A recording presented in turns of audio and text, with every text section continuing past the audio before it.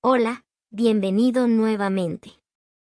Continuamos con el estudio de dos nuevas manifestaciones de voluntad en el arrea contractual entre particulares. Hablaremos sobre el mandato y la transacción. Sus características. Es un contrato unilateral que solo obliga al mandatario. Es un contrato consensual. El mandato es, por su naturaleza, gratuito, pero nada obsta para que se convenga lo contrario.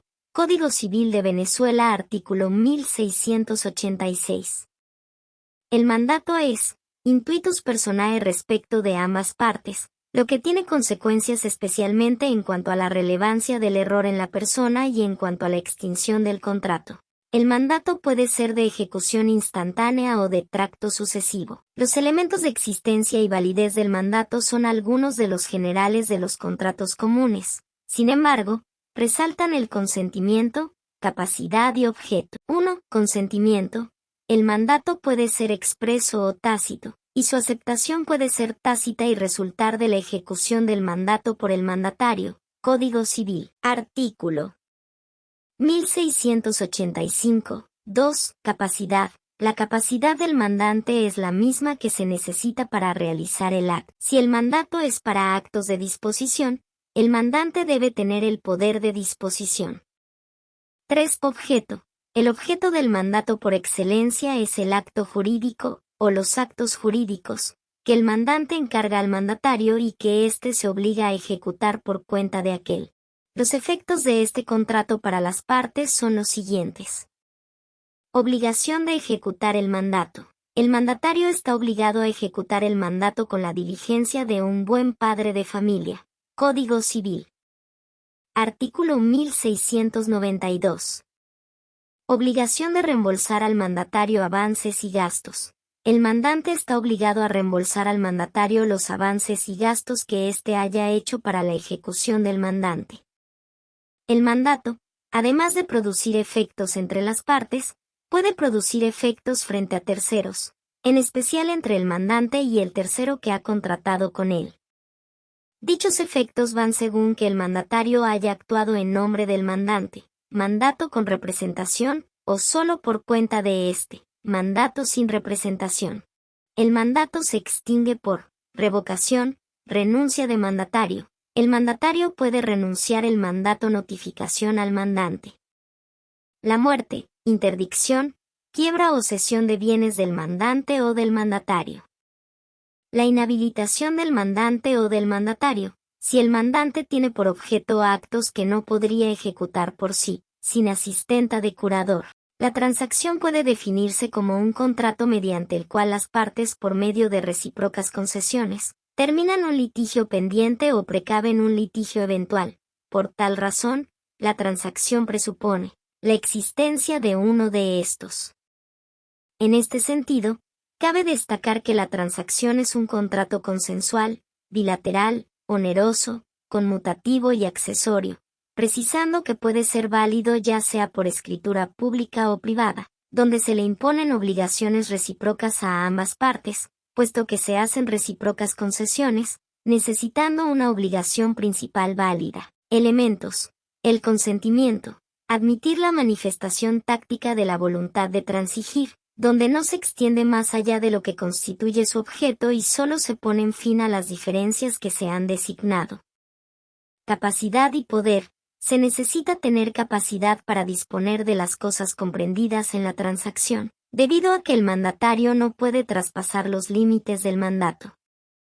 Objeto. Forma parte del objeto de la transacción un litigio pendiente o eventual, donde no son susceptibles de transacción sino los litigios disponibles por las partes, no son susceptibles de transacción. Las acciones de Estado con excepciones, la acción penal de carácter público, las acciones sobre la titularidad de bienes o derechos inalienables si en la transacción se dispone de ellos, en derecho fiscal y laboral, donde existen grandes controversias sobre la posibilidad de transigir válidamente determinadas acciones.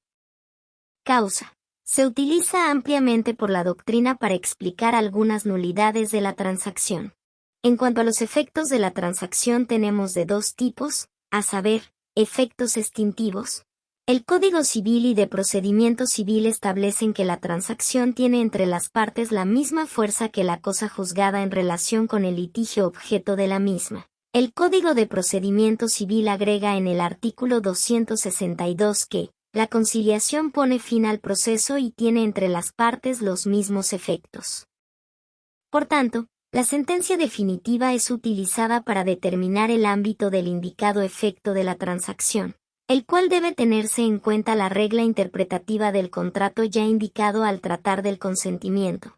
Asimismo, no es plenamente exacta la equiparación entre la transacción y la sentencia con autoridad a la cosa juzgada debido a que la transacción no presupone necesariamente que se haya iniciado un juicio. La transacción se interpreta por el juez conforme a las reglas de la interpretación de los contratos. La transacción no es impugnable como sentencia, sino como contrato, por vía de anulabilidad. Efectos declarativos. La transacción produce efecto declarativo respecto de los derechos, sobre los cuales versa el litigio. La transacción vincula el problema de si la transacción puede ser resuelta por el incumplimiento, lo que al respecto se ha sostenido que la transacción solo puede ser resuelta cuando existen cláusulas traslativas o constitutiva de derechos en virtud del carácter declarativo indicado. Las partes no quedan como causahabiente la una y causante la otra, de modo que la transacción no constituye justo título para adquirir la usucapión o prescripción abreviada o de favor. No existe saneamiento entre las partes.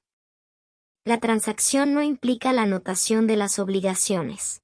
La extinción del contrato se rige por lo establecido y conocido del derecho común. Sin embargo, existen ciertas nulidades especiales, que se convierten en normas que alteran el régimen de algunas causas de anulabilidad de derecho común y por ello se convierten en causas de anulabilidad de la transacción. La anulabilidad por error de derecho. La transacción no es anulable por error de derecho, donde se produce la nulidad del contrato solo cuando ha sido la causa única o principal, sino cuando sobre el punto de derecho no ha habido controversia entre las partes, puesto que el litigio sobre el cual versa la transacción comprende controversia sobre puntos de derecho y si se dejara abierta la posibilidad de intentar la acción de nulidad por error de derecho, la transacción en realidad no pondría fin o no prevendría el litigio correspondiente. La nulidad de la transacción hecha en ejecución de un título nulo. La transacción puede ser anulada si se la hizo en ejecución de un título nulo, a menos que las partes hayan tratado expresamente sobre nulidad, donde el título es todo acto o hecho del cual puede derivarse un hecho u obligación y por nulo, como un acto anulable. Aún así, cuando la acción corresponde a la parte que creía válido el título, aun cuando su error se deba a un error de derecho. Nulidad de la transacción fundada en documentos falsos. La transacción fundada en documentos que después se reconoce como falso, es totalmente nula, aun cuando los documentos solo se refieren a algunos aspectos de la controversia objeto de la transacción. La nulidad afecta todo el contrato, no a solo a las cláusulas relacionadas con los documentos en cuestión. Nulidad de la transacción relativa a un litigio ya decidido. Basándonos en lo que tipifica el artículo 1722 del Código Civil, es nula la transacción sobre un litigio que ya estaba decidido por sentencia ejecutoriada, si las partes o alguna de ellas no tenían conocimiento de esta sentencia. De mismo modo, la sentencia debe ser ejecutoria y desconocida por una de las partes, aunque si ambas partes conocían dicha sentencia, la transacción es válida. Nulidad de la transacción hecha en la ignorancia de documentos posteriormente. Cuando la transacción se celebra en la ignorancia de uno o más documentos que son descubiertos con posterioridad, es necesario distinguir si las partes han comprendido en la transacción con la designación debida todos los negocios que pudieran tener entre sí, si la transacción ha comprendido un solo objeto y se demuestra con documentos nuevamente descubiertos que una de las partes no tenga derecho sobre dicho objeto. La transacción es nula. Así llegamos al final de este análisis legal de estos dos interesantes modalidades de contratos, que comúnmente se realizan entre particulares. Te invito a seguir investigando. Para complementar esta información usa el Código Civil de Venezuela. Hasta un próximo encuentro.